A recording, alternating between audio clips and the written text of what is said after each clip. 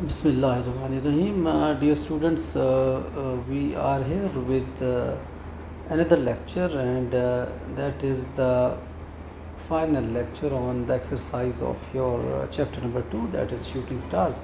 And here, actually, in the grammar section, they have given us the case of noun. So let us start from the parts of speech.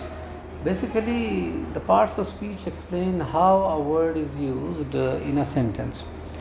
Well, if we count them, there are 8 main parts of speech.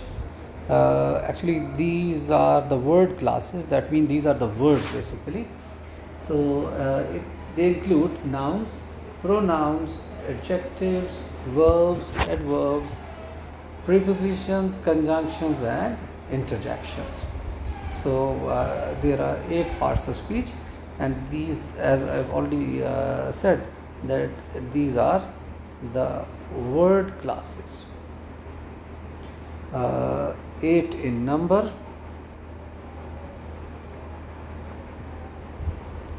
and in our syllabus, that means in the second chapter, we are going to study about the very first of the parts of speech, that is the noun. So what is a noun actually? Noun is basically a word that refers to a person, a thing, an animal, a place, a quality, an idea, or an action. So normally it's a single word, but sometimes it may have other word. That means 2 words can be combined to give a single idea. So for the sake of ease, I may define noun as, noun is basically a naming word. So that is the simplest of definition of noun. Now let us see, dear students, what are the kinds of noun we are going to study.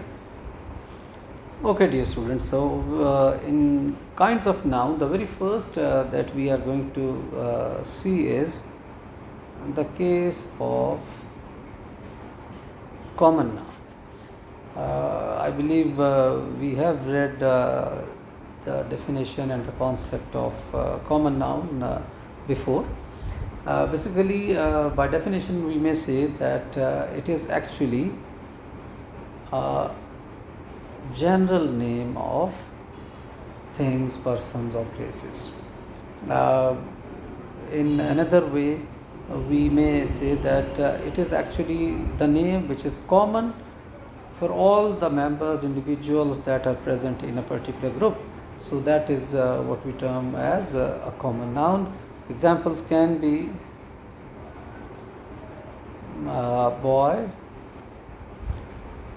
city, a car, dog, and etc.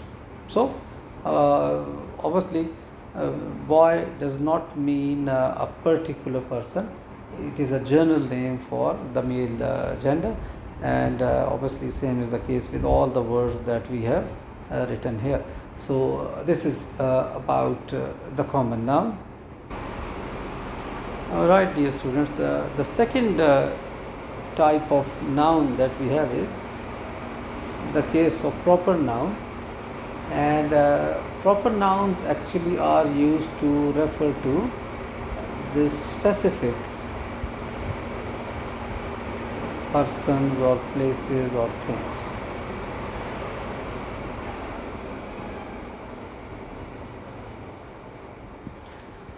And in case of proper noun, we must remember that they always start with a capital letter, and actually these nouns are also refer to the names of days of weeks and months, and obviously certain organizations, institutions,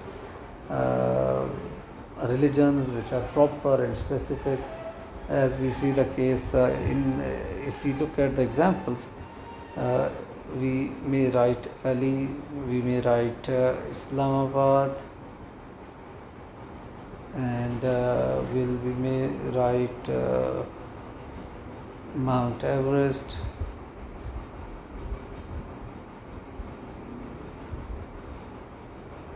So all these are actually examples of proper nouns.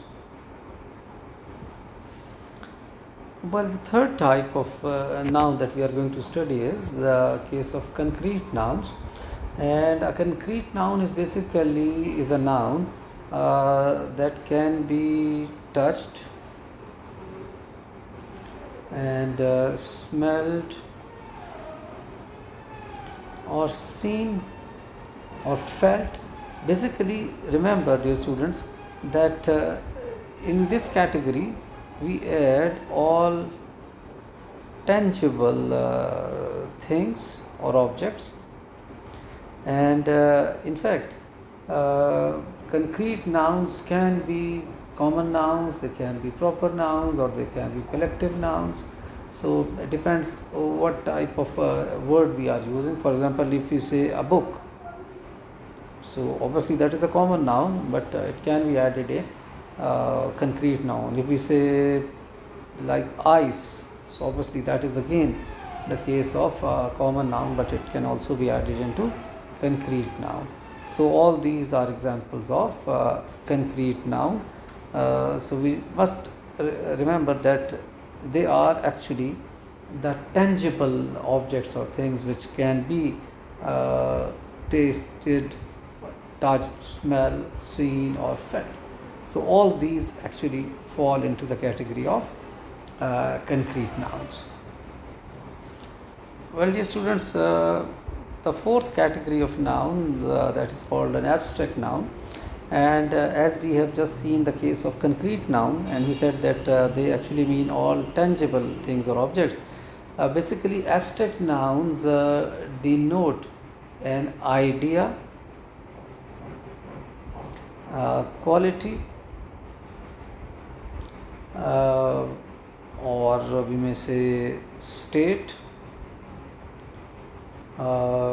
It can be name of an action as well. So all naming words means a word that is explaining or that is used for naming an idea or quality or state or action, they will all be termed as abstract nouns. And as I've written tangible, here I would write all intangible objects or things, they will be included in the category of abstract nouns. Examples can be, say, freedom,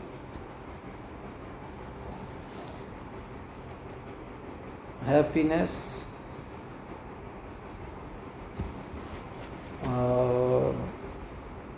truth, honesty.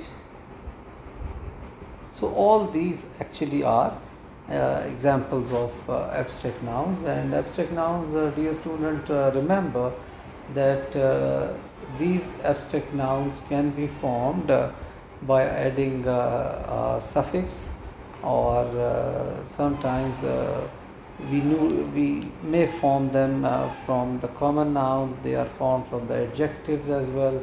So these are actually the cases of abstract nouns. Let us see the examples of abstract nouns with the suffixes. Okay, dear students, let us see the examples of abstract nouns. For example, we have the word happy,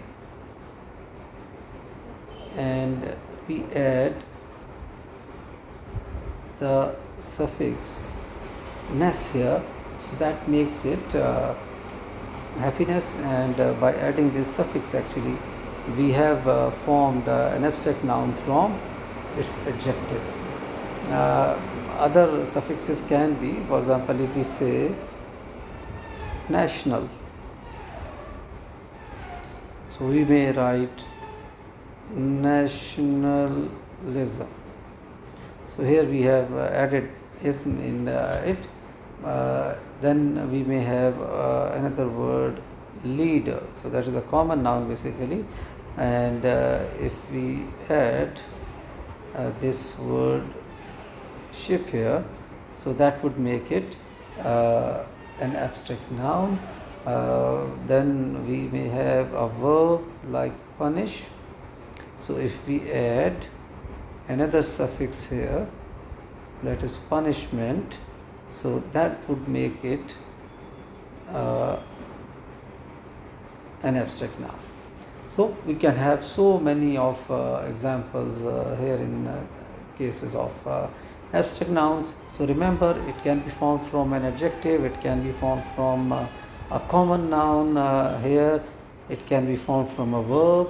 By adding certain suffixes, we can have the cases of abstract noun with us.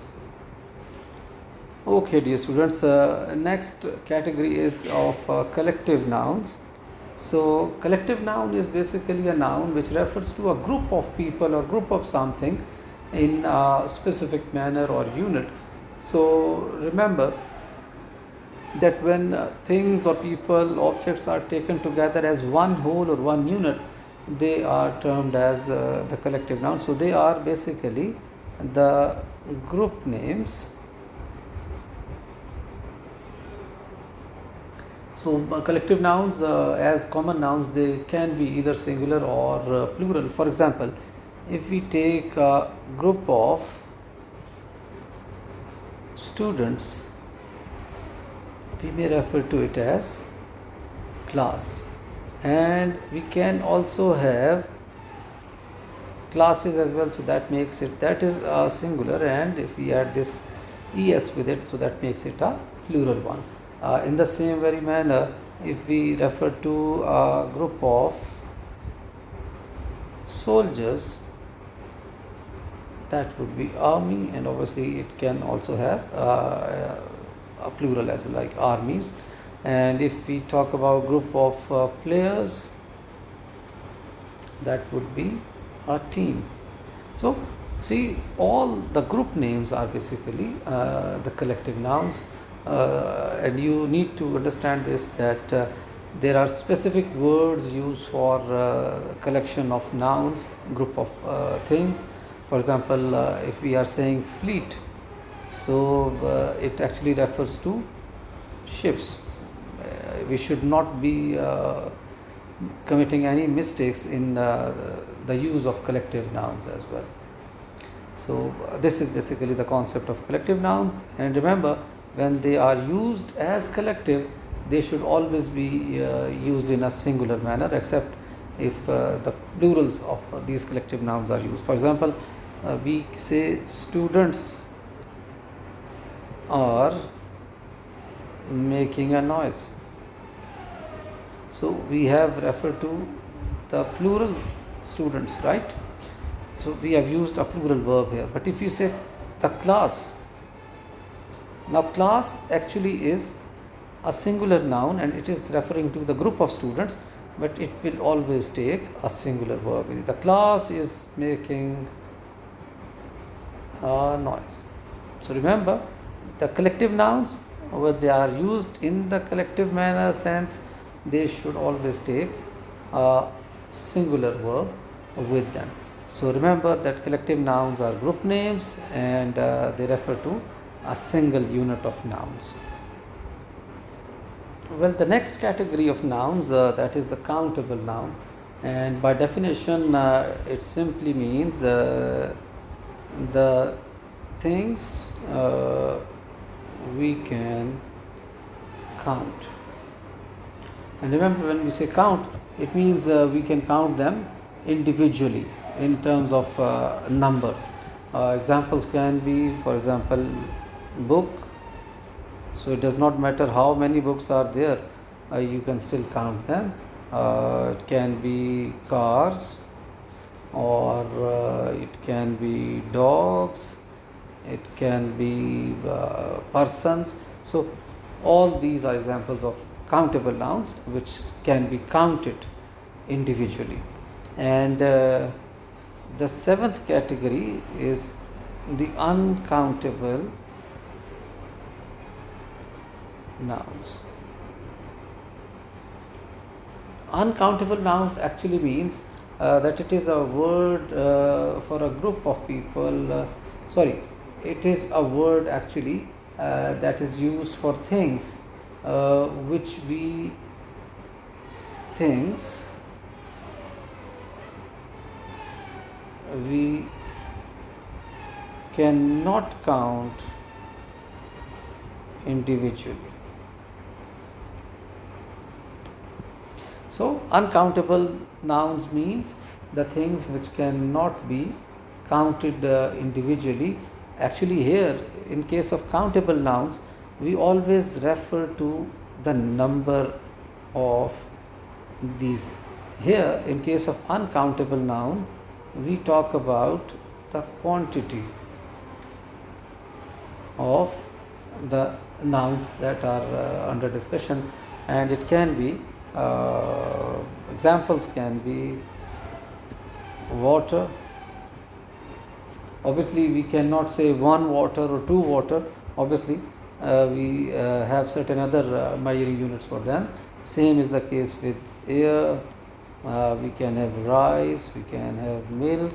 So all these are actually the cases of uncountable nouns where we cannot count them individually, but we refer to a certain quantity of these nouns. So this is actually the difference between the countable and the uncountable nouns. Right, dear students, we have come to the last type of nouns in terms of their kinds, and that is a compound noun. Basically, by definition, a compound noun refers to a noun which is made up of two or more words. They can be joined or they can be separate. For example, if we say toothpaste, so basically it is combination of these two words. So when a noun is made up of two or more than two words, we say that it is a case of compound noun. For example, if we say son-in-law,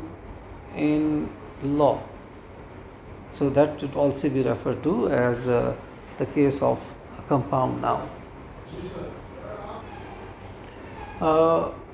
Dear students, although we have completed with the kinds of noun, but I think it is quite important to know the cases of noun that are used in a sentence. So let us see how a noun is used in a sentence. So the very first use of noun in a sentence can be in the nominative case.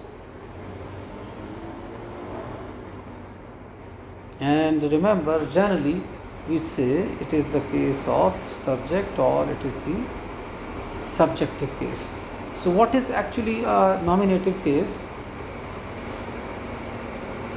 It is actually used for the noun that is used as subject in the sentence, and the subject actually means that a noun which is performing an action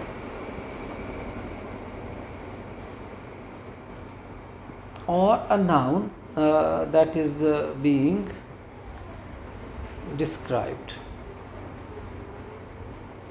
So examples can be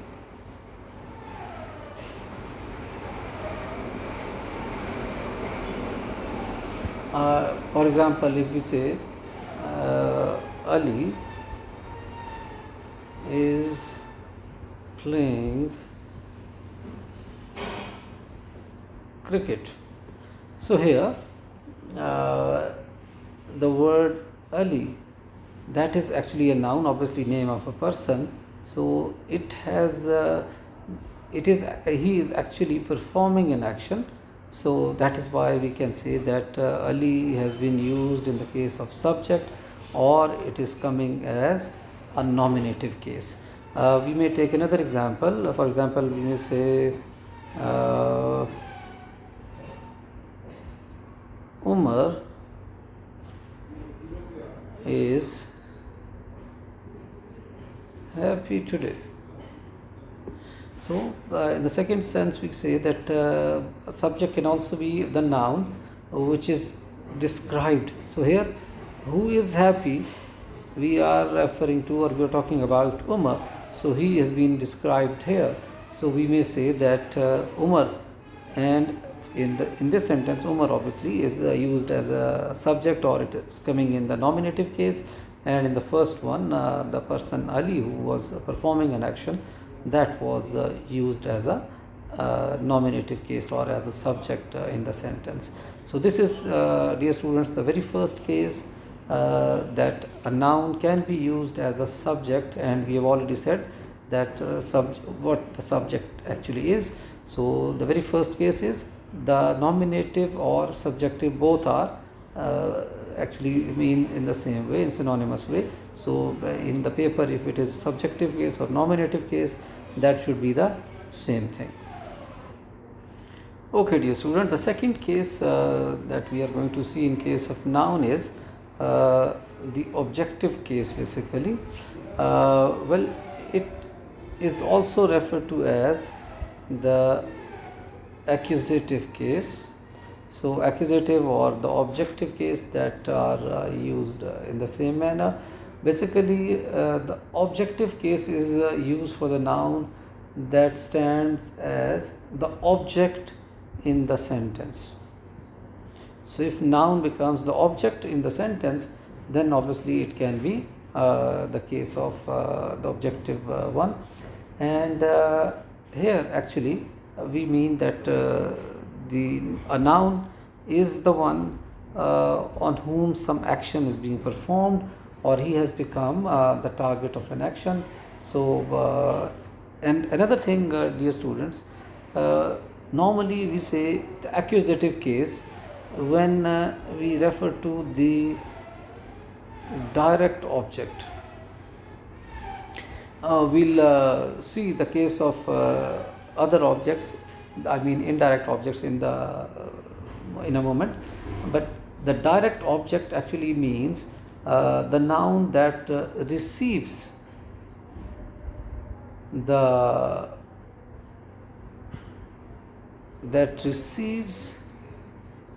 action of we may say the verb. So examples can be: he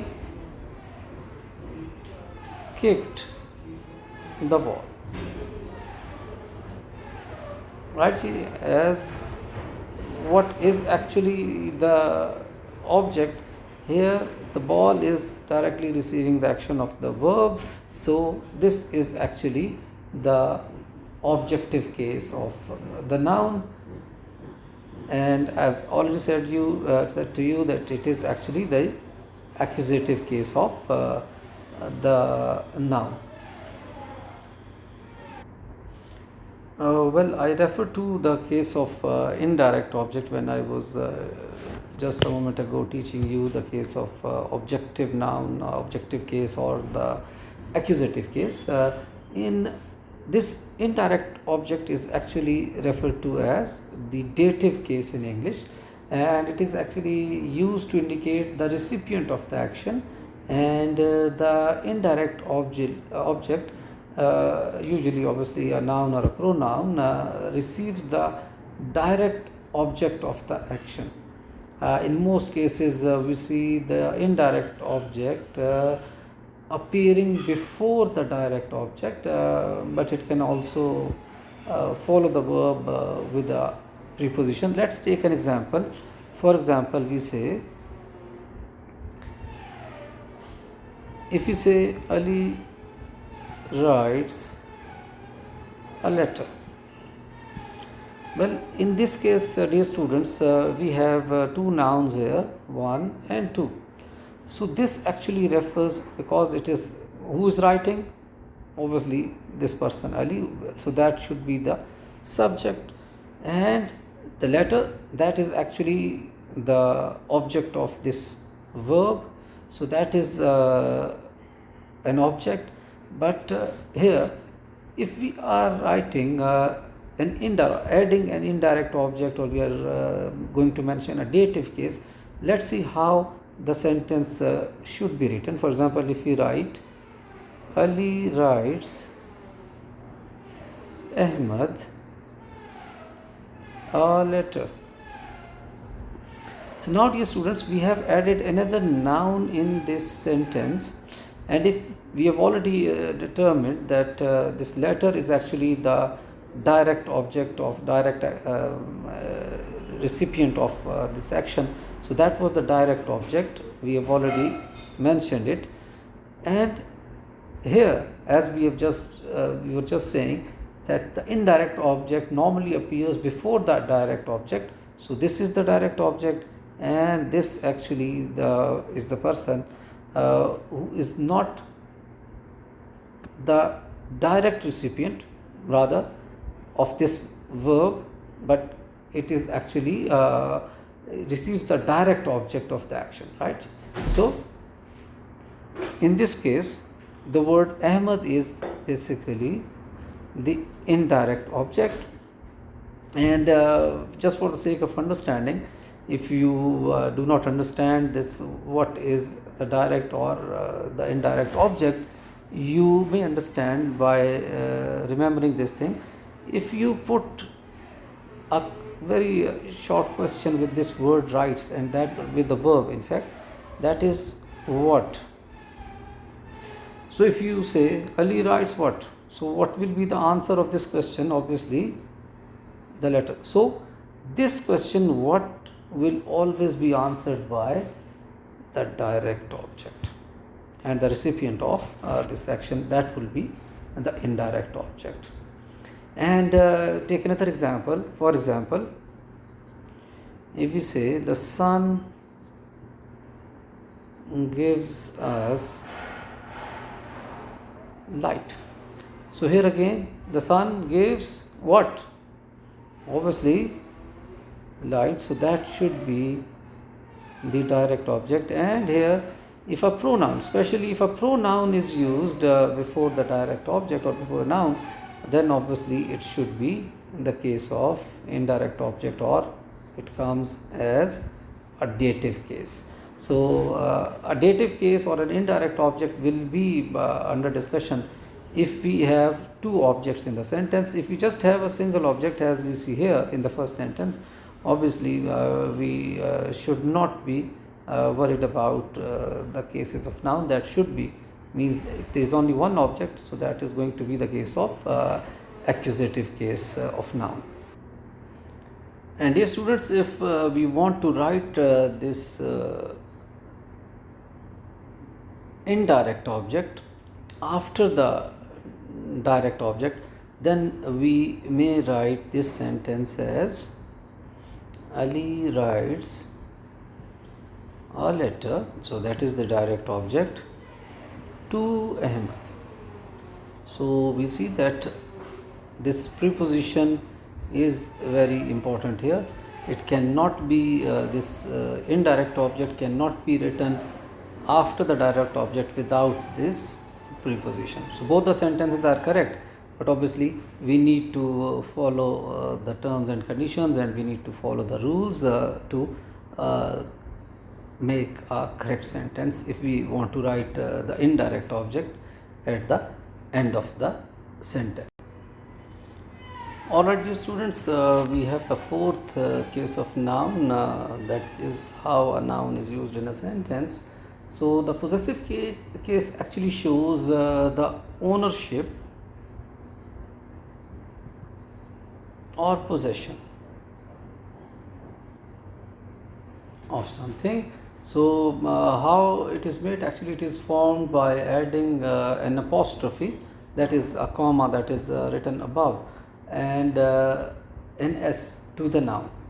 For example, if we say, we have said an apostrophe, that means normally if this is the line, normally we put a comma here, but if we are putting a comma here up, that is actually the apostrophe. Let's see an example of the possessive case. We say this is Ahmed's car. So we have already said that by making use of possessive case, we actually show the ownership or possession. So Ahmed's car means that it is a car that belongs to Ahmed, and this is the apostrophe, and that is how we have added s after this apostrophe, and that is how we construct the possessive case in a sentence. Well, in English language, we need to understand that if a word ends on s, for example, if we have written here instead of Ahmed, we write Haris. So this is a word which is already ending on an s, or we say it is ending on a hissing sound. So we just put an apostrophe, but we do not put this s additionally. So that would do, this apostrophe will do, and it will form the possessive case. To elaborate it a little more, I'm going to write here, for example, if we say boys house, and if we put it here boys hostel. So how can we differentiate the two cases? If we just take out this apostrophe and s here and this apostrophe here, so that remains actually the singular word, that is the boy, and this is actually the case of a plural. So by adding an apostrophe, actually we are showing the possession or ownership of the plural boys, but here it is the case of a singular boy who is in possession of a house. Dear students, it is also referred to as the genitive case of noun. So this is actually the fourth case that we have seen in the cases. Alright, dear students, we have come to the last case of noun, and that is the case of appositive noun. Well, in English, actually, the appositive noun is still in the nominative or accusative case, since it is considered part of the subject or object in the sentence. Basically, it provides additional explanatory information, but the only condition is that it should be put just close to the subject or the object. So it is actually the appositive case, and which is actually close, upfront, and adjacent to the nominative or the accusative case. Let's see the examples of appositive case. For example, I say my friend Ali is coming over. For in this case, we have two nouns, friend and Ali, and this word Ali is actually giving additional information about the word friend. So this second noun, which is following the first one, coming closer to it, adjacent to it, and it's used for the explanation or giving us additional information about the nominative case. So this Ali, the word Ali here, is used in apposition. So this is the case of apposition. Another example can be the capital of Pakistan, obviously that is Islamabad,